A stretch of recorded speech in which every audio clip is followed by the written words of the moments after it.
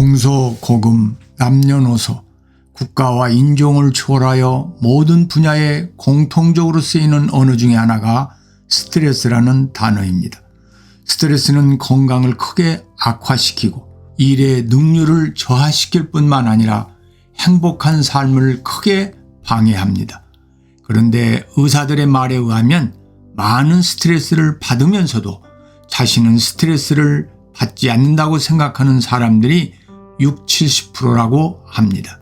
첫째, 스트레스를 얼마나 받고 있는지를 먼저 점검해 보아야 합니다. 피곤한데도 잠을 깊이 자지 못한다.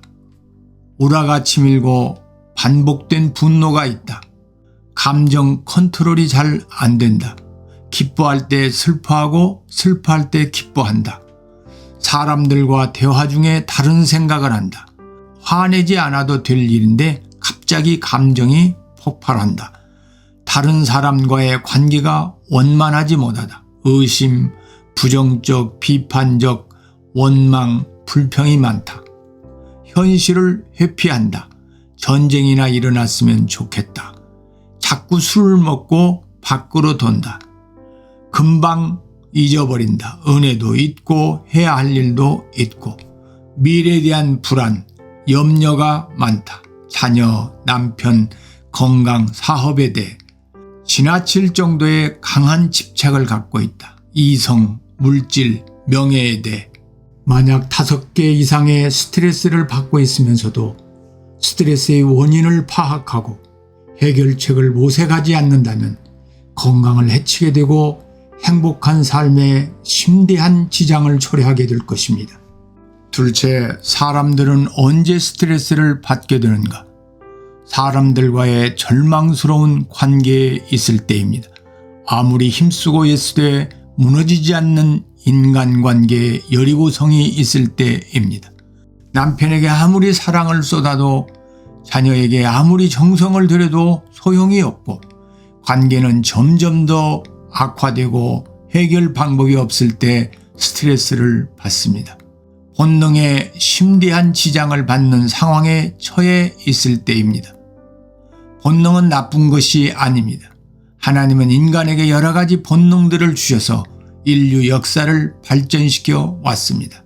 아름다움을 추구하는 본능, 사랑하고 사랑받고 싶은 본능, 행복하고 성공하고자 하는 본능, 번식 본능, 안식 본능, 가치 추구 본능 등이 삶의 질을 향상시켜 왔습니다.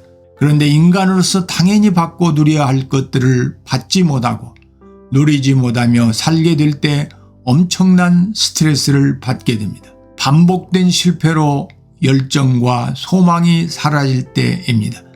나는 하는 일마다 안 된다.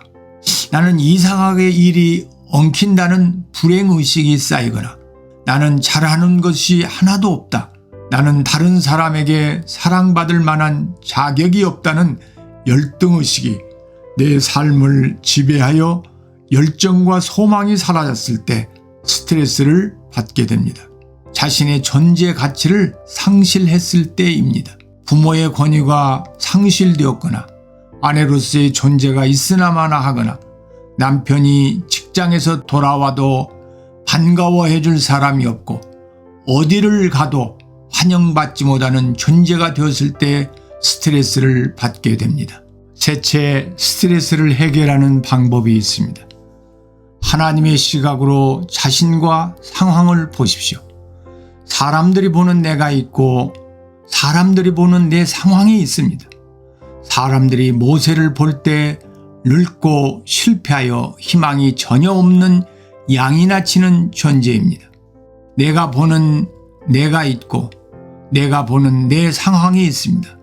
모세는 40년이나 양을 치는 존재로 성공할 가능성이 전혀 없는 상황입니다. 하나님이 보는 내가 있고 하나님이 보는 내 상황이 있습니다. 하나님이 보는 모세는 무한한 가능성이 있는 존재였습니다. 사람들이나 모세의 관점에서는 절망이지만 하나님의 관점에서는 절대 희망이었습니다. 왜냐하면 낮아지고 깨어졌고 자신의 한계를 뼈저리게 느끼며 어머니로부터 40년 동안 귀가 닳도록 들어온 하나님 만나기를 갈망하고 있었기 때문입니다.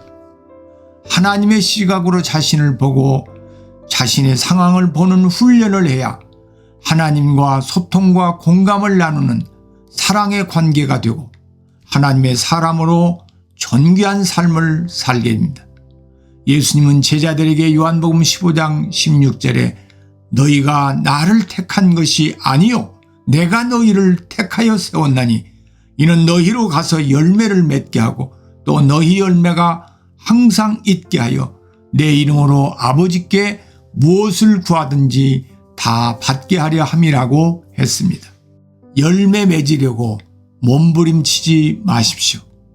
예수님은 요한복음 15장 5절에 나는 포도나무요 너희는 가지라.